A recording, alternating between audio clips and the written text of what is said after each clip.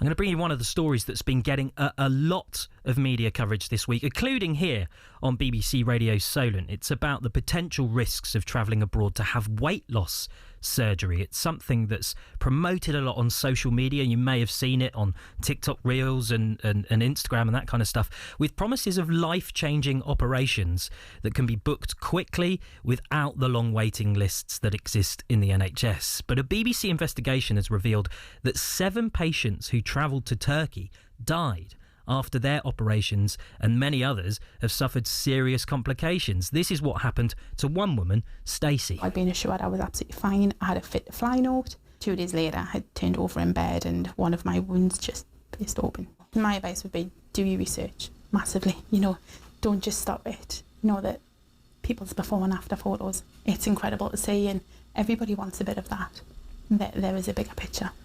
Listening to that with me is Richard Byrom, who is a consultant surgeon at the University Hospitals Dorset. Good morning, Richard. This is it bariatric surgery? It's one of your specialist areas. What goes through your mind when you hear that people are booking operations on the basis of watching videos on TikTok?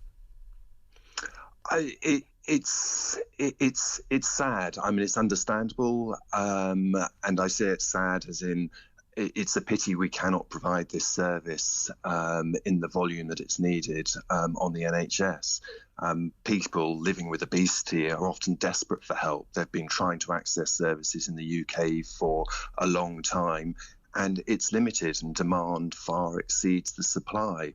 And then we see the fallout of that limitation with people seeing adverts that make it look easy, make it look safe, and people don't understand that surgery abroad is not necessarily as well regulated as it is in the UK, and it leads to problems like you've heard described.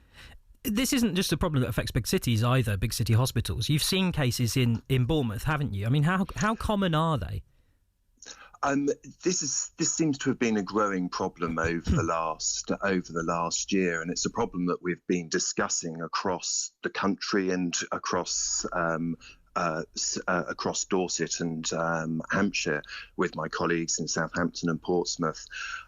In the last year at the Royal Bournemouth Hospital, University Hospitals Dorset, we've had at least 10 patients that have travelled to Turkey, have complicated inpatient stays requiring complicated, life-threatening treatments, and that's mirrored across services in other hospitals.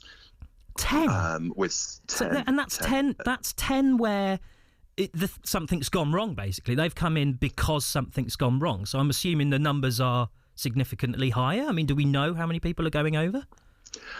We don't. I mean, the NHS website would suggest that in the last year, something like 63,000 people have travelled abroad for treatments across all sorts of healthcare tourism. What we can say in the weight loss area is the complications we're seeing from people who've had surgery abroad far outstrips the complications that we see from surgery being done in this country. What's driving this? I mean, we've mentioned social media. Okay, that's fine. But I mean, to be at that point where you think, right, I'm going to go abroad to a country that I might not be familiar with, and I'm going to have some pretty significant surgery there. I mean, what's driving people there? They must be in a state quite desperate, I would have thought. Is it because they just can't get what they need here? It's essentially, yes. People living with obesity are often seeking help.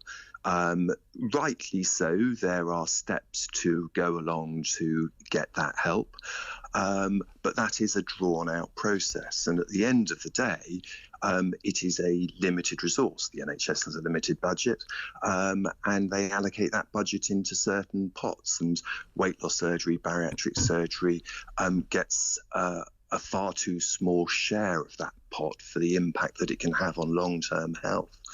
And then you see the adverts that offer this surgery at what appears to be a significantly bargain price.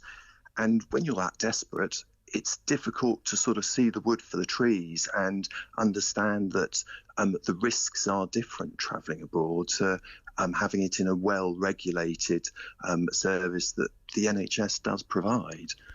Well, as we've hinted at, a lot of the people that are going over there have been targeted through social media adverts or social media reels, that kind of thing. So what ages are the people that tend to be going over to have this work done? The ages that we're seeing in Dorset coming in with significant problems are in their 30s to late 50s. But that's overall, that will probably be a slightly biased population view because we serve a more elderly population. Young people in their 20s will be travelling as well. You may or may not have a view on this, I don't know, but there's clearly, we've heard stories of people being overweight in this country as being a growing problem. It's becoming a stress on the NHS, and there's various other reasons why it can cause significant issues. But recently we've heard stories of this seemingly wonder drug, Wegovy. Do you know much about that? And is this something that could have a significant impact and help and assist with this kind of issue? It's expensive, as is surgery, but the long-term, those expenses are actually offset by the health gains from the weight loss. So people with obesity often have other weight-related problems like diabetes, blood pressure problems, and with significant weight loss, those problems go away. And the interventions required for those go away, and therefore those costs are recouped.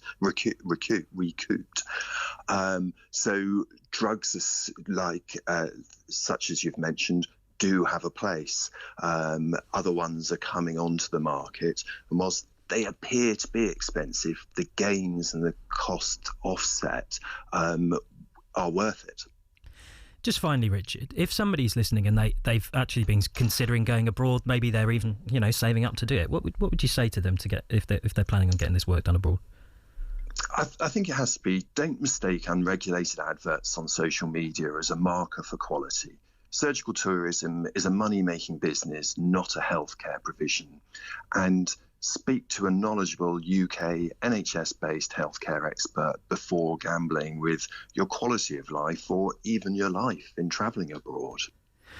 Well, thanks so much for speaking to us, Richard. That was consultant surgeon Richard Byrom.